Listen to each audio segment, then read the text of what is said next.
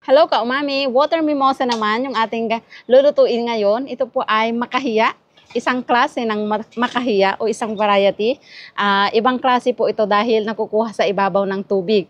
Ayan, meron siyang foam at ito yung nagpapalutang sa kanya.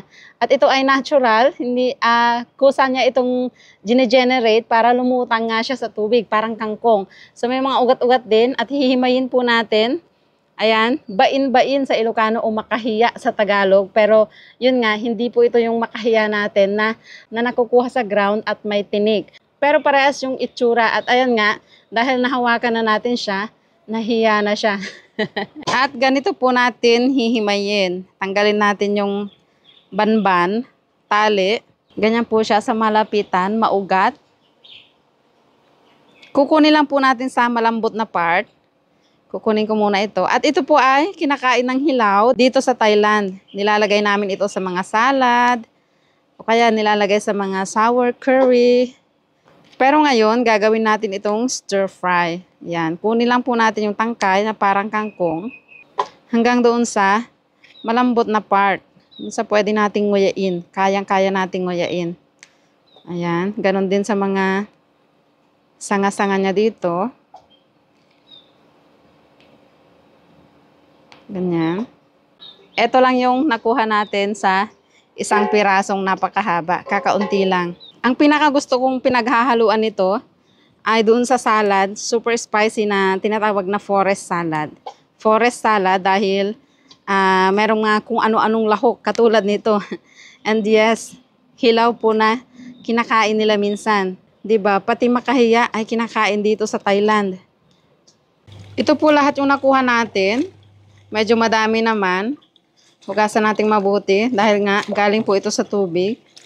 Dalawang batch po yung gagawin natin. Maanghang at hindi maanghang. Pagsasama-samahin na po natin lahat dito. Bawang at sili. Konting asukal. Oyster sauce. Light soy sauce.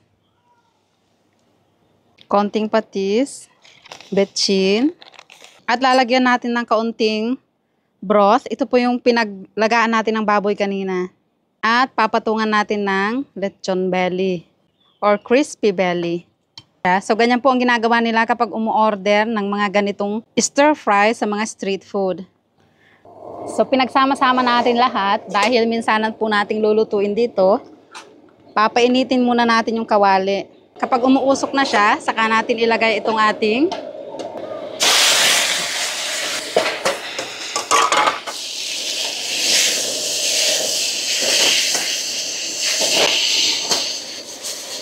ayan, ganyan lang po siya kabilis.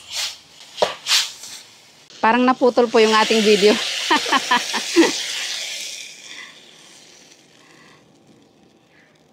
So, ito na ang ating stir fry makahiya with pork belly. Ayan, meron po tayong konting kanin dito at tikman na natin. So, dapat ito rin po ay agad-agad na kinakain dapat. Dahil kukunat po yung ating gulay. Ang bango. Mabango-bango po siya, parang mga kangkong din. Makahiya. Tikman natin ang makahiya. Crunchy-crunchy. Ang spicy.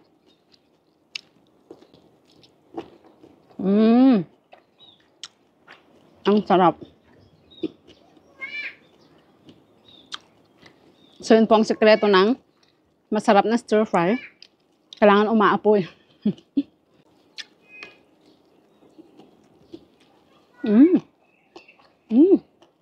Sarap.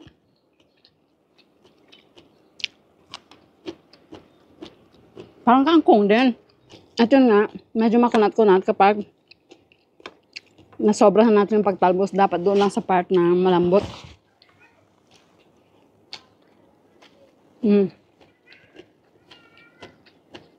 Ang sarap. Pwede nyo pong gawin ang ganung paraan ng pag-stir fry sa mga kangkong.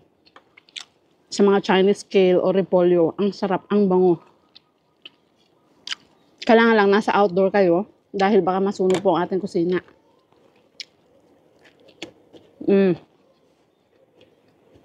So, ayan mga ka-umami. Alam ko namang walang ganito dyan sa atin. Pero subukan niyo po yung idea ng pagluluto sa ibang mga gulay. At sana ay natuwa na naman kayo sa bago kong na-share na kakaibang gulay sa inyo.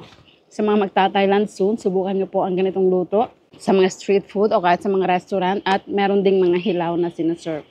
Yun lang po. Paki-share ang video kung nagustuhan.